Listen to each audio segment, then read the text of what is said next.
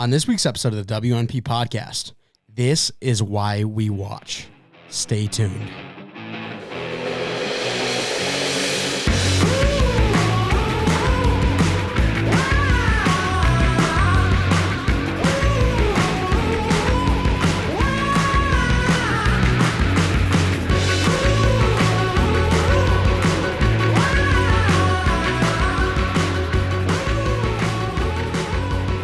Episode 155 of the We're Not Professionals podcast. I'm your host, Mike Mitchelson, and join me today, as always, my co-host, Chase Crawshaw. Chase, how are you? I am so well. Thank you for asking. How are you? I am doing fantastical today. That's great. I'm tired. I was lying. Go to bed. Me and George will do it. George, how are you today? Giraffe noise. I still need to get one on the soundboard. Didn't we look it up one day and it's just like screeching or something? Yeah, it was really bad. Yeah. It would have been like, it would have been deafening. I remember because I didn't say anything about it. I was just playing it myself. And you were like, what is going on? Is someone dying? And no, it was just a giraffe. Well, maybe the giraffe was dying. I don't know. Oh, rip. Rest in peace, giraffe. Rest in peace, George's dad. Rest in peace, George's dad. It's okay. Okay. It's okay, buddy. Week one. Crazy action in week one of the NFL. We're going to be talking about that today. Going to be talking about the coaching woes we saw on Monday Night Football. Going to do a little team reevaluation today because there was quite a few where I was a little bit shocked. And then week two pick'ems. It's going to be a great time today. Strap in, buckle up. We're ready to go. Week one. We watch for a reason. Let's just straight up talk about our pick'ems last week. You expect teams to win, and that is not always the case. As this week, I think as a whole, we averaged around 7 and 9. Yeah. There were 6 of us. I went 9 and 7. That was the best. You went 5 and 11. That was the worst. Yeah.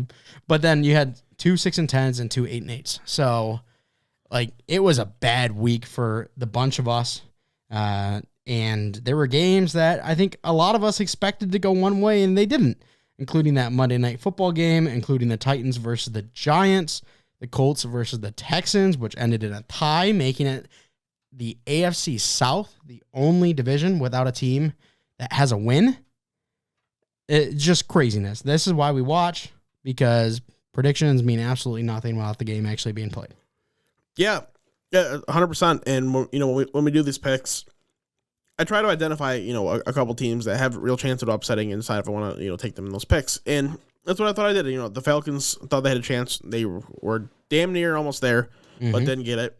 And really the biggest downfall this week was there was just like 3 or 4 teams that surprised that was not expected to surprise. It was definitely an interesting week nonetheless. So I thought it was pretty entertaining football overall. We had a good time in the Lions game. That was a very fun game. It was the highest scoring game of the weekend. The rest of the games, there were some good ones, some bad. The Giants ending was a fun one to watch for sure. But I don't know. I also kind of am hoping for a little more in week 2. Oh, absolutely. Maybe it's the bias of us actually being in downtown Detroit in Ford Field that made me think this was by far the best game of the week. But that's how I felt about it. And there was quite a few games where teams just came out slow. And we still saw that with the Rams on Thursday Night Football. The Broncos-Seahawks game last night was a real bore to watch. So I think as players start picking it up, then we're going to see some better football. I mean, just personal experience when I'm looking at my Cincinnati Bengals, none of their offensive starters played a snap in preseason. Yeah. So I'm sure a lot of other teams had very similar situations. Once the starters really get that playing time, once they start rolling, we're going to be getting some better football here. And hopefully that starts with this Thursday. Yeah, I agree. Hopefully it does. The, what's it called? The Lions game. Yes. It could be a little biased because we were there, like, oh, it was the best game, but the atmosphere inside Ford Field was awesome. It was fun. It was a really great turnout by the fans. It was majority Lions fans, but there was quite a good turnout of Eagles fans as well that helped, at least in our area, make for a good mix.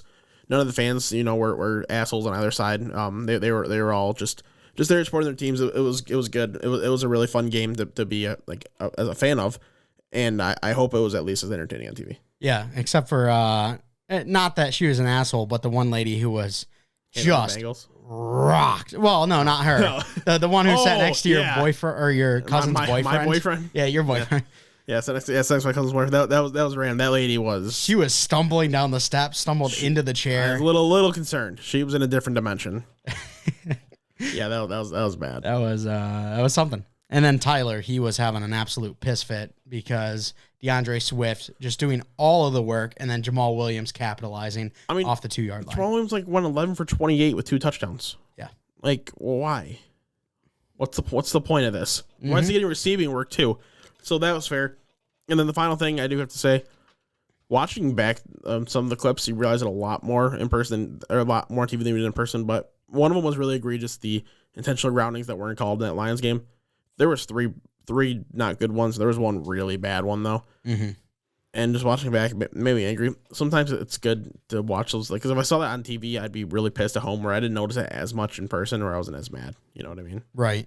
And then also Rodrigo flipping Jason Kelsey. Yeah. I saw it was on the other end of the field. Yeah. So I saw someone go flying. I didn't know what happened. Being able to see the clip, put it into context. That was awesome. It was really cool. The only problem that I think you and I had personally is Jalen Hurts just torched the defense. It was like there was no spy on him ever. It was open season, and that's the problem. The linebacking core is so weak that it's usually a light linebacker set when we run out there in defensive formations. So that makes it so the spy position isn't really very existent in the Lions defense. So going against mobile quarterbacks, it's going to be tough this year. Mm-hmm. It was real annoying. Well, let's hop into Monday Night Football. We got to talk about it. The Broncos, the Seahawks. This is a game that I think most people expected the Broncos to do well. I know you said that you were talking to some coworkers and said that there could be a Seahawk upset coming. And then I even saw some people on Twitter saying maybe the Seahawks team isn't as bad as what we expect. Sure enough, the game plays out, and they beat the Broncos. Russell Wilson looked below average. Nathaniel Hackett, maybe the worst coaching debut we've ever seen, including your boy Urban Meyer. It was very bad. So a lot to talk about with this game. Oh, yeah, absolutely. It was definitely a questionable at best phrasing for the end of game decision. But you're right. I am a prophet. I am a genius. I did happen to call out that this was going to be a 1-point win for the Seahawks. I told my coworker, maybe you should try to see if you can, because he wanted to put it like $100 on the Broncos money line. I'm like, well, it's already negative odds. So if you're gonna do that, just go see if you can find plus 1.5 and go put some more money on it, because the Broncos are either gonna win or they're gonna lose by a point. Mm-hmm. And if you would have done that and found if you could find the alternate lines and found that plus 1.5 for the Broncos, it would have hit, because they lost by a point. They would have covered. So I basically just am a genius. I'm the smartest person alive. But the game was really, if you missed the game, you really didn't miss anything. Yeah, not at all. Except for the horribleness at the end. And I guess you weren't genius enough to call out the Seahawks before the locks were in. I wasn't that comfortable doing it. I just felt like it was something that could. I felt like if they were going to win, that's how it was going to happen, and sure enough, that's how it happened. Yeah.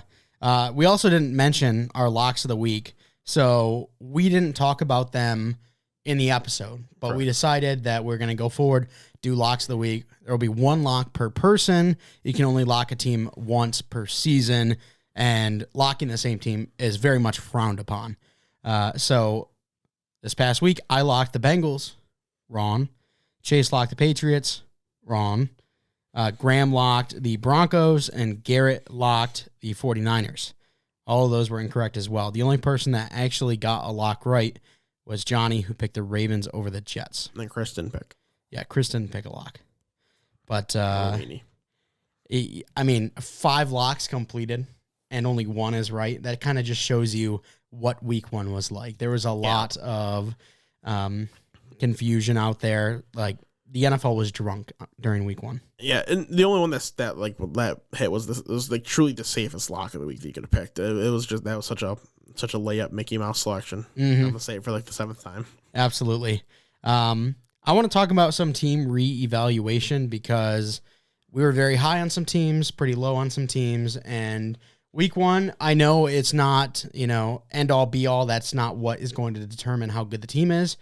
But some teams did surprise a little bit. I want to start with the Broncos because anyone who watched the game last night, you see there's a minute left on the clock and it's 4th and 5 at the 47-yard line. Instead of calling a timeout, they just let the play clock run down.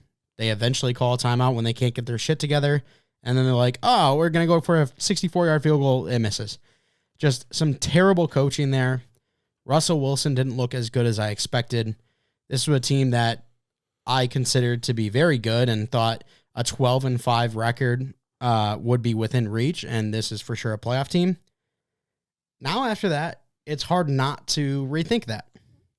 It really sucks because being a head coach in the NFL, it's not an easy job. There's a reason that it takes a lot of steps to get there, and you got to make these decisions, and a lot of times they're not easy decisions, but this one should have been really an easy decision. Like, there's no debate here. That a career long is what you're hoping for from your kicker. Yeah. When you have Russell Wilson, you pay a bunch of money to, when you have the timeouts, when you have the time, it just didn't make sense. It really does make you wonder if this is how things are going to be called all year long. How could I have any faith in this team? Like, how could I bet this team's going to be a playoff team? How could I bet that Russell Wilson's going to be an MVP candidate because he's not going to be afforded the opportunity to go out and do what he needs to do? It's very concerning. Hopefully, it was just first game jitters for Nathaniel Hackett. Like that's just what you gotta hope for at this point because like he had success with Aaron Rodgers, so you're hoping he could have success with Russell Wilson as well. But being a head coach is a different beast in the NFL. So I hope that hopefully they can get it figured out, but a bit nerve-wracking. Yeah, and I don't know who it was on Twitter. I think it might have been like Ross Tucker or someone, but they tweeted out that NFL coaches should play Madden in the offseason to kind of just get their time management, coaching schematics, 2-minute drills, all that like under control. Because even though Madden is nothing close to playing a real game, at least you kind of get a feel of what type of situations would be happening in those last 2-minute drives, and you can figure out what you would do in real life in comparison. Yeah, it's an interesting discussion, one that I've never really thought to have, but it's something that I did see, and I can understand the argument, but at the end of the day, when you got to make those decisions, and it's like just split-second decision, it's just way different. Yeah. All right, let's not talk about the 2 Super Bowl teams from last year. Everyone talked about the Super Bowl loser hangover is a real thing, and it's not likely that the Bengals get back to the playoffs, and we said, no, that's stupid. And then we also thought that the Rams were like the one team in the NFC. Tier 1, everyone else sitting Tier 2, they were the one. They have a tough outing against the Bills with Matt Stafford throwing, 3 interceptions? Or 3 or 4. Yeah. And then Burrow has a real tough outing against the Steelers as he has 5 turnovers. Yeah, 4 interceptions, 1 fumble. So what do we think about these 2 teams? Are you concerned for either? No, I'm really not concerned long term. I mean, both rosters are very talented. It's just one of those weeks. It happens to every team in the NFL. You don't go on and have just perfect seasons. It's happened once ever in the NFL. I mean, even the Patriots were the team that come closest to it in the modern day, and they finally had their bad week in the Super Bowl when they almost went 19-0. It's so hard to be dominant week in, week out in the NFL. And sometimes it happens week 1, sometimes it happens week 8, sometimes it happens week 17. You don't know when it's going to happen. I think it was just a down week, a slow start to the season for these guys. They had a longer season. They had a shorter off season. One team was out there partying. One team was kind of sitting there sulking a little bit. And both teams didn't really play their starters in the preseason. So it's just a rusty kind of start to the season. I think they'll be just fine, though. I'm really hoping so, at least in the Bengals case. The Bengals. I wonder why. Wonder why I want them to be good. Bengals starters didn't play at all during preseason. The only one who actually started this game that played in preseason was our rookie left guard, Cordell Volson. So, we're looking to bounce back. Jamar Chase, he had a touchdown at the 2-minute mark. Zach Taylor decides not to challenge it, and they just end with 0 points on that drive. Well, a touchdown that they didn't call a touchdown. You said a touchdown Yes. on the drive. Yeah. A touchdown that they ended up not calling a touchdown that should have been called. And right. If you get that looked at, then you might be all right. But instead you just go ahead and put out that train wreck of an overtime. Yeah, it was tough. They did lose Clark Harris, the absolute beauty. I've showed you a picture of Clark Harris before, the big stash. Where's number 46, our long snapper? He goes out with an injury. The 2 remaining kicks left in the game without Clark Harris, both botch snaps. One high, one like in the dirt. Laces couldn't get turned towards Evan McPherson in time. Not an excuse, because I think Evan McPherson's a good enough kicker. Even if he hits it on the laces, I think he still can nail it. But the laces very clearly make a big enough difference to kickers to where like it throws off everything completely, because you're not kicking that like an NFL ball when you kick on its flat side. Like your foot's gonna indent the ball and it's gonna like kick back out. Where the laces, they're not really gonna indent very much. It completely changes the kick. So no matter how good of a kicker you are, it completely changes everything. It's like all of a sudden if you had to throw left-handed when you're right-handed. Yeah, but it was a 28-yard field goal. The one with the laces turned towards him. That's fine, but you don't see very many kicks that end up with the laces being hit actually going straight. It's very, very, very, very, very, very, very rare that it ends up working out. Also, he just pulled it because the right side defender was coming in quickly, and he saw him, got scared because the first one was blocked. So I don't know. Pulls the kick and doesn't work out. The Steelers win that one. So that was annoying and was not a fun way to leave the Detroit area, but it is what it is. So let's talk about the Colts, because the Colts were expected to be the no doubt AFC South champs, at least here in this room, and they just went out and tied the Houston Texans, who I think a lot of us have them as a bottom 5 team in the league. Yeah, and I don't think it's going to change for the Texans. I don't think it's going to change for the Colts. I don't think any of these teams look particularly great. The Falcons, from the bits, saw looked better. The Jags did okay. They showed some signs, but the Colts still look like the team I trust the most. It might only be a 10-win team that wins the division, but I still don't see a path to trusting another team. It's a tough look to tie the Texans in week 1, but you got to give your credit to Davis Mills and the Texans team. They played their heart out. Davis Mills, he's a perfectly good NFL quarterback. He's showing it. He was probably the best rookie last year. He's off to a good start this year. Yep. Good for him. I hope he doesn't get replaced, or if he does, he just gets an opportunity to start elsewhere, because it really feels like no matter what he does, this team's going to end up, with 3-4 wins, and he's just going to get replaced, which sucks. And when we did our AFC South preview, we talked about how this is the worst division in football. There's not a lot of confidence around these teams. Right now, none of the 4 have a win. The Jags, they lost to the Commanders, and the Titans lost to the Giants, while the Texans and Colts tied, like we just mentioned. So a real tough start for the AFC South. I would not be shocked if the division winner is like 9-8 or 8-9. I originally predicted 10-7, but after seeing what I did week 1, if this was the 8-9 division winner, kind of like how we saw the Panthers go 7-8-1 and win the division back in like 2013 or whatever it was, would not be shocked if that happened. I agree. All right, let's talk about the Packers. You love the Packers. You're a big fan. Yeah. And Aaron Rodgers, he just really couldn't trust any of the young wide receivers over there. Allen Lazard out with injury, but then Watson, Dobbs, guys, he was having a tough time connecting with. Yeah, Aaron Rodgers really struggled in this game. He's done. His career is over. He's got no chance coming back. But in all actuality, the talent on the field is definitely lacking. His number 1 receiver not being in the game is a big hurt. When Christian Watson has a perfectly great ball thrown to him and he doesn't catch it, that's another big hurt as well. Yeah. And your running backs did the best they could, but also didn't really do good enough. It's just a game where it doesn't really work out. Your offensive line is banged up. They just didn't look like a good team. Just plain and simple, they just looked like a bad NFL team. Yeah, and the defense was like average. Fine. It was fine. Yeah. It was fine when the offense was not working, and that is never going to combine for a win. Mm-hmm. I want to talk about the Vikings now, their opponent, just because Justin Jefferson looked better than he did last year. And he looked like the best player on the NFL field week 1. And we talked about how with the new offensive coach, we could see an explosion from this offense. I mean, they've got great players. They got Dalvin Cook, Adam Thielen, Justin Jefferson, who we mentioned, and Kirk Cousins, who can facilitate the football. Even though he's not phenomenal, he can get it to the guys he needs to, and then they can make a play. Justin Jefferson did exactly that, and this could be a dangerous team. He was also left way too exposed, like way too open. A lot of his catches, you see, like Jair was just kind of chilling.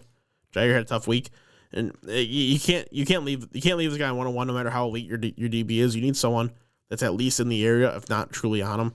Like, he's just gonna go out and do so much damage this year if you leave him like that. It'll be like Cooper Kupp did last year. Jefferson can easily do better on less catches, like, because he's gonna be a bigger play threat, and he's just so clearly the best target in that offense, probably the best target in the NFL, that you just gotta get this guy the ball. Mm-hmm. I didn't realize Dalvin Cook, he put up 90 yards too, so ain't bad. A nice game out of him. That all on the ground or total? On the ground, yeah, just on the ground. Ain't bad at all. And then the Giants. They came out, beat the Titans. Is it that the Titans suck, or yes, is it Saquon is back and he's going to carry this Giants team to the playoffs? Well, you can say Saquon is back. He's not going to carry the Giants team to the playoffs. The Titans suck. I've been all out on the Titans this year. I will not be picking them in very many situations and games this year. I just don't think they're any good. I really don't. Mm-hmm. But the Giants, more like props to Dabble, dude. I mean, or Dable. I don't still know if it's Dabble or Dable, but regardless, Coach Brian Dabble, he was like, "What do we got to lose? Mm-hmm. Let's go for 2 here at the end of the game." And they fought. Looked like there was no chance of it getting in. Then all of a sudden, Saquon ended up in the end zone, got the 2-point conversion. Wasn't a pretty game, but they got the win, and that's all you ask for in the NFL. It was a good sign. It was truly a promising sign for the Giants. They've had some coaches in where there wasn't really any flashes, wasn't really any promising moves, where this week 1, a very untalented team was able to kind of scratch and claw and get their way, and really will their way into a win. It's a good sign for the future. Yeah, I don't know where the Titans really go from here. Really close. But Ryan Tannehill played well. No, I know. He played fine. He played a 61% completion, which is a little low, but he had 270 yards, 2 touchdowns, no turnovers. So, he played well enough to not have his job taken by a guy who was, still very raw. But Derrick Henry was not the Derrick Henry we know and love. He wasn't bad, but he got lit up a couple of times. He went to the blue medical tent once or twice, so he might still be hurting a little bit. And if that's the case, you don't have a fully healthy Derrick Henry, this Titans team really doesn't have much of a chance. Yeah, it would really suck if that's the case, because I want to see Derrick Henry go out and dominate. It's fun watching him play. No one really runs quite like he does. But it's a possible scenario where it's just like his time is done. And if so, it's a big loss, or not a big loss, I guess, a big hurt for the Titans. Absolutely. All right, I want to take a quick look at the Week 2 power rankings by ESPN before we hop into our Week 2 pick'ems. I'm really just going to hit on top couple of teams and then the big movers. So the Bills, number 1, no shock. The Chiefs, they jump up 4 spots to number 2. The Bucs drop to 3. The first big mover, you got the Chargers moving up 8 spots to number 4. They were 12? Yep. Then you have the Baltimore Ravens jumping from 15 to 6. So Why are they ranked 15? Is it just how last year finished? That how they did it? I'm so confused. No, I think they had Week 1 power rankings. They just did predictions and stuff. Okay. Bengals, they drop from 2 to number 7. You got it should be lower. It should be 32. Right. You got the Eagles jumping 15 spots all the way up to number 9. So they were 24th? Yeah. How does that make sense? Don't ask me. I'm not a huge Jalen Hurts guy, but everything else in that team, and even how Jalen Hurts looked in Week 1, it's confirming that they look solid. So to go into it and even if Jalen Hurts struggles, I gotta imagine the team's at worst middle of the pack. To call him 24th, that's garbage. Well, see, now I don't really understand this, because the Vikings are at 10, but they haven't moved up 23 spots. So they were 33rd. I'm not sure how that works. Wow, they were getting demoted. They were going to play some USFL. The Dolphins, they jumped 19 spots up to number 11. Well, 30 would make sense. 49ers dropped 7. They're not at 12. So maybe like the jump isn't as what they were ranked last week. Oh yeah, that could be it. That would feel like that would make sense. Yeah, that's probably right. So the Chiefs went from number 4 to number 2. That's probably right. Yeah. Look at you. Look at me. I'm not even seeing what you're looking at, and I'm just putting it together. So the Ravens jumped 3 spots then from 9 to 6. Okay. That makes way more sense. Yeah. The Eagles went from 15 to 9. The Vikings went from 23 to 10. They jumped 13 spots. That's surprising. That's a big jump. Yeah. 19 to 11 for the Miami Dolphins. The Saints went from number 20 to number 13. This week, just saying. Oh. The Dolphins are dropping this week, just saying. Chase is the biggest Dolphins hater on the show. Well, they're playing the Ravens. They should. It's not a big spread. It's a field goal. I also am the biggest Dolphins hater on the show. Yeah.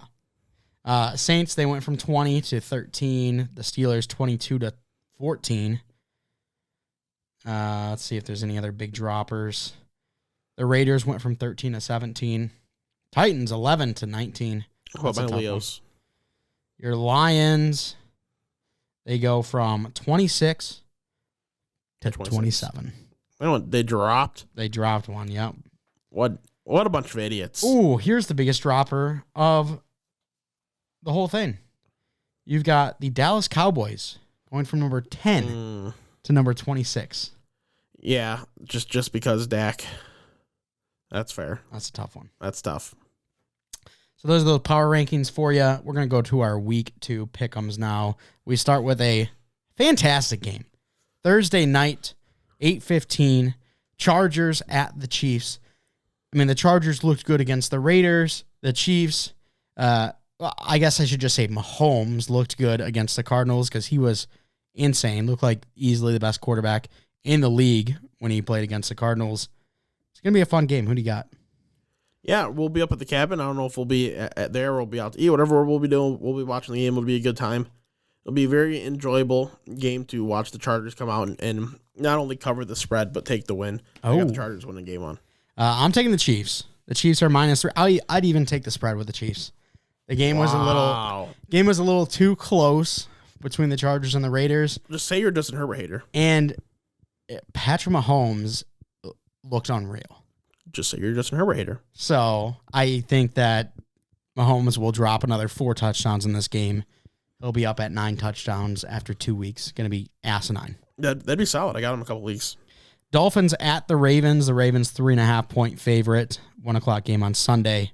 Should be a larger spread. I'm taking the Ravens safely in this one. You know, could consider it for lock of the week. Just keep going against the Dolphins every week. Yeah, I guess be kind of funny. But no, I am going to take the Ravens in this one, though. I feel pretty good about it. I'm going to take the Ravens as well. I think it's a lot closer than you do, but I think the Ravens defense, very good. Tua's going to have a tough time, as well as, I think that Mark Andrews, he gets back on track because not a great week for him last week. The big producers for the Ravens, Devin Duvernay, wild. And then there was one more. I don't remember who it was. I mean, Bateman had a good week. Did Bateman have a touchdown? Yeah. Okay. I think so. He had double-digit fantasy points, I can tell you that. I've been hearing stuff that Lamar Jackson gone before the draft this upcoming season. Well, he traded. His cutoff for signing his extension was for the Friday prior to week 1. Yeah. And he didn't sign it. Right. So he's playing out his contract year. He's going to get tagged. They're not going to let him just walk. If he doesn't get a deal, he's going to get tagged for sure. But could I see a path where maybe somehow he is gone through a trade or something? I guess. But I'm going to very safely say no. I mean, what's a trade that makes sense? Nothing.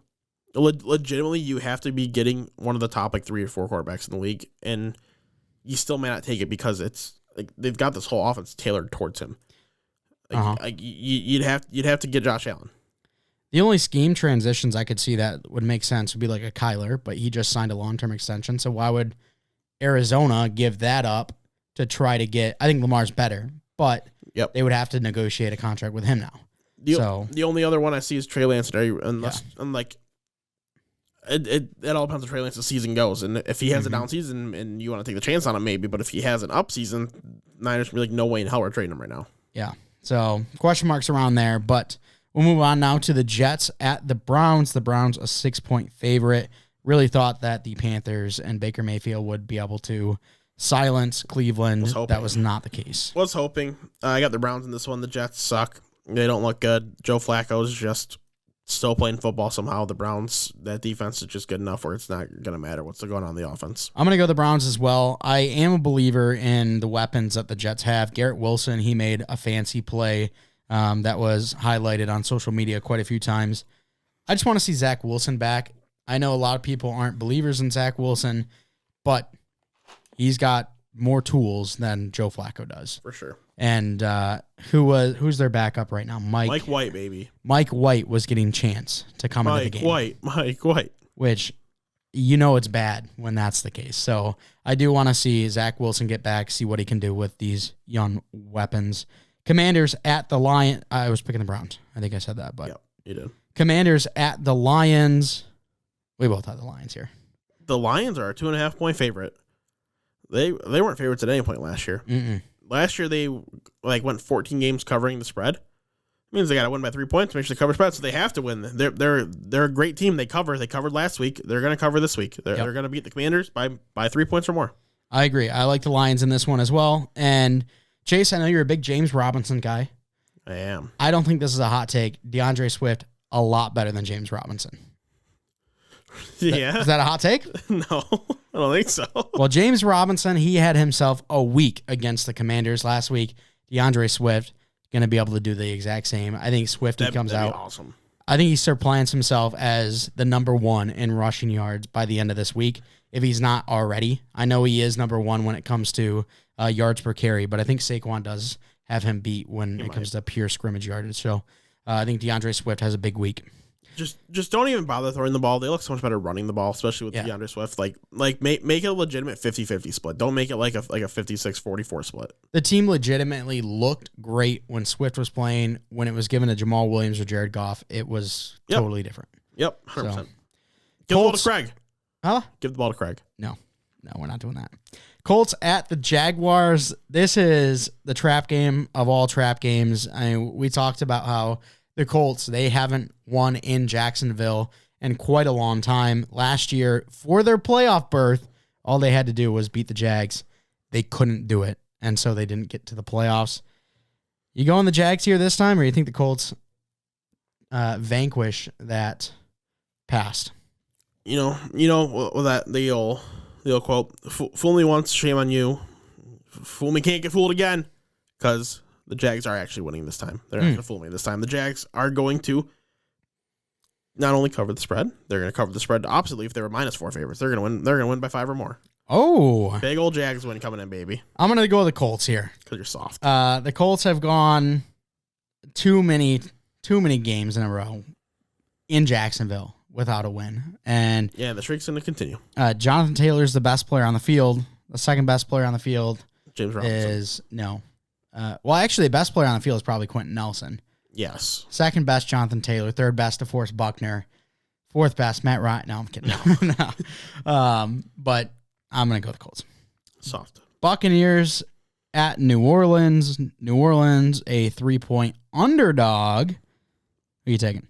Yeah, I'm going the Bucs. I was tempted to go the Saints here, but it just seems like the Bucs did well enough last week, and they're going to do better than they did last week. So it's going to be a tough going for the Saints. So I got to go Bucs. I actually wanted to go the Saints, and then I remembered they barely beat the Falcons, so I went with the Bucs. Fair enough. Julio Jones, Mike Evans, hopefully both have a big week, so that it helps my fantasy team. But let's not talk about the Giants and how they are favored this week. 2.5 points against the Carolina Panthers.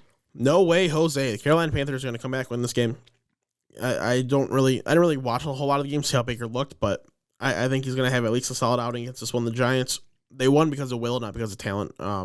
I don't think they're going to be able to will their way to a bunch of wins this year, so I got to go with Panthers here. And this could be a fun game to watch with CMC and Saquon on either side of each other. Arguably the league's two most unique running backs. Mm-hmm. So that should be a fun matchup if you're a fantasy player. Don't you have CMC and Saquon in one league? Together? No, you don't. I'm not quite that lucky. I've tried. In every league, I've got Saquon in like 3-4 leagues. I've tried. Well, I could have CMC, but I decided, hell no. Got screwed by him twice. Yeah. He stayed healthy up to this point, so very good for any CMC fantasy owners. Patriots at the Steelers. The Steelers are a 2-point underdog. That shocks me. I'm hammering home the Steelers here. I think the Patriots stink. Yeah, the offense was not good with Matt Patricia calling plays, and I don't think it's going to improve. Shocker. Yeah, big shocker. Steel City, I don't know if that's what they're called or not, but they are now. Go Steelers. When was the last time that I picked the Steelers to win a game? Last year. Maybe. I don't know. I don't like the Steelers, though. So the fact that I'm taking them over the Patriots really speaks volumes. Yeah. Falcons at the Rams, a 10.5 point spread. Rams move on. Are they gonna win by the spread? Or are the Falcons keeping it close? I will take the Rams to cover. I will definitely take the Rams to cover this game. I'll take the Falcons to cover, but Rams to win. How about that? It's fine. It could for sure happen, but like the Rams are going to look better. Stafford's going to look better. AJ Terrell just going to be singing Pick City bitch all over Matt Stafford. Yeah, I don't think so. Seahawks at 49ers. The 49ers, a 9-point favorite. It really shocks me. I think they should be favored, but I mean, it's a big margin. It's big for a team that lost to be favored by 9 points over a team that won. And the competition were very different too. Yeah, and the numbers say that the 49ers, like Trey Lance played well. A lot of the players around him did well. So just the fact that it was such a monsoon game, maybe it was just a wash, and they'll be kind of just this is really their week one going forward. So I'm gonna go 49ers in this one. The spread, I don't know. The Seahawks really did look solid, a lot better than I thought they would. Not necessarily a great team, but they look solid. If Geno Smith can even be competent, it goes a long way. So I'll take the Niners, but I'll probably take the Seahawks to cover the spread. Yeah, I was shocked that Geno Smith did what he did to the Broncos defense, which is a solid defense on its own. Right now, I've got the Seahawks locked in. However, we have up until 1 p.m. on Sunday to change that, up until kickoff. So this is very well a game that I change. As of right now, sticking with the Seahawks. I don't think I changed a single one last year. No? Because it's just soft. Stick to your guns. It's just soft. Just stick to your guns. I need to get Remember back last year Garrett changed like 4 games a week and lost every single one? What the heck happened? Is your week 2? Oh, there it is. Okay. No, mine's fine. Yeah, mine just disappeared on my screen for some reason. That's good. All right. Bengals at Cowboys. Dak Prescott out. It shouldn't be close, but neither should have the Bengals-Steelers game last week. I wish this game was a 6.5 point spread because I'd say Bengals to win and for sure cover. But if they won this game like 28-21, like there's quality enough running backs and a good enough defense where the Cowboys could kind of make this type of thing happen. So 7.5 is tough. I'll take the Bengals just in case, but I for sure think the Bengals will win the game, and it is my lock of the week. I'm going the Bengals as well. I wish I could lock this one, but I used them last week, so not the case. Texans at the Broncos. The Broncos a 10-point favorite in this one. Who gets their first win? The Texans or the Broncos? The Broncos. I agree. Just better everywhere. Literally everywhere. Even with bad coaching, like talent tops, and the Broncos should top the Texans. Yes. Cardinals at the Raiders. The Raiders a 5.5-point favorite. The last 4:25 game on Sunday. We both had the Raiders here, eh?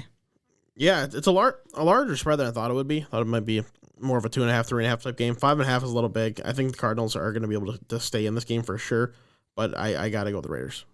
The Cardinals kind of feel like the NFC Colts to me. Like, I think they're a good team, but I just don't think they're going to be able to compete with that top-level talent. Yeah, I hear that. Different play styles, obviously. They run through Kyler Murray, whereas the Colts, they're more ground and pound with Jonathan Taylor, but just the way they scale to other competition, I see them being similar. I'm going the Raiders there as well. Bears, Packers. Justin Fields, is he going 2-0? I don't think he is. No? It's a 10-point spread for a reason in favor of the Packers. I don't think there's any chance the Packers look like they did in week 1. Like, the team's just going to look better. Their Aaron Rodgers is going to look better. They're going to find a way to make it work. Lazard should be healthy. All that's going to combine for what I think is a potential blowout for the Packers. See, I'm going Bears cover. But I'll take the Packers win. 10-point spread. I mean, the Packers are more talented in a lot of places, but I just don't believe in the offense where it is right now. If I got to bet one way or the other on Aaron Rodgers bouncing back after a bad week, I'm taking that every single time. Right.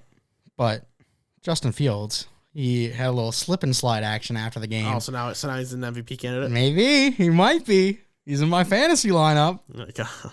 Darnell Mooney? You're a Mooney guy, aren't you? He had like 2 points. He'll have more this He week. had nothing. Cole Kmet goosed. Hey, all that water. Cole Kmet goosed in that game. That was your excuse for Trey Lance. It was such a wet game. It was. I'm just saying that sucked. It's so that I had him starting in one league. It sucked. Yeah. For sure. All right, Titans at Bills. I'm taking the Bills. This is my lock of the week. Titans stink. Bills are great. Yes. Enough said. Yes. Finally, the second Monday night game. Which I don't like this, how they did this. The games are overlapping each other. Yeah, I don't have an issue with the Monday night game, like on the East Coast being at 7 o'clock and then on the West Coast being 10 o'clock, like when they did that before. But to have it like 7 o'clock and 8 o'clock starts, essentially, it makes no sense. I don't know why they're doing it either. It's in Buffalo and in Philly. It's both East Coast. Yeah. I don't know why they decided to make them both Monday night games. Makes no sense to me. But nonetheless. Regardless, Vikings at Eagles. The Eagles, a 1.5-point favorite, coming off of a dominant victory over the Lions. I don't think it's that word. What are you thinking? I think this one could really go either way. It's 1.5 in favor of the Eagles for a reason. They're probably the slightly better team, but it's so close that the Vikings can easily come out with the win. Jefferson can go and have a big day. I'll stick with the Eagles. I think they're going to have success. It's still a Vikings team with a new coach. You're coming off a win that helps, but it's still new coach. Everyone's getting used to that system. Where the Eagles, they're just kind of used to what they got. I think this was a good building block week for the Eagles on top of having a big win against the Lions. So all that mixing together, I think they'll do good in week 2. The Eagles and Vikings both got me a win in week 1. Take a tie then. Take a tie. Oh, that would be fancy. I'm not going to do that. I'm going to stick with the Vikings here. The Vikings have a good history against green teams in this season. 1-0 against the Packers. So, hey, maybe they'll go 2-0 against green teams with the Eagles here. This is another one that could change, but we'll see what happens. And the thing is, when I made my changes last year and this year, they've worked out. I'm not Garrett. I'm the opposite of Garrett. That's fair. Which is cool. All right, well, that's going to do it for the show. I want to thank you so much for coming out and giving us a listen. If you want to stay up to date with all that we do, you can follow us on Twitter at WNP Sports Pod. It's again on Twitter at WNP Sports Pod. If you're listening on YouTube, if you could, please give us a like, comment, subscribe. Let us know who you think is, or how about this? Give us your lock of the week. I'd love to hear the audience's lock of the week for week 2. Make sure to get that in before the games start, because if you get it in after, I mean, that's just silly. Yeah, that's just cheating. And hit the bell to turn on notifications. YouTube will let you know when all of our new stuff comes out. If you are listening on a podcast platform, if you could, please give us a 5-star rating and a follow. We'd really appreciate it. And as always, we're not professionals.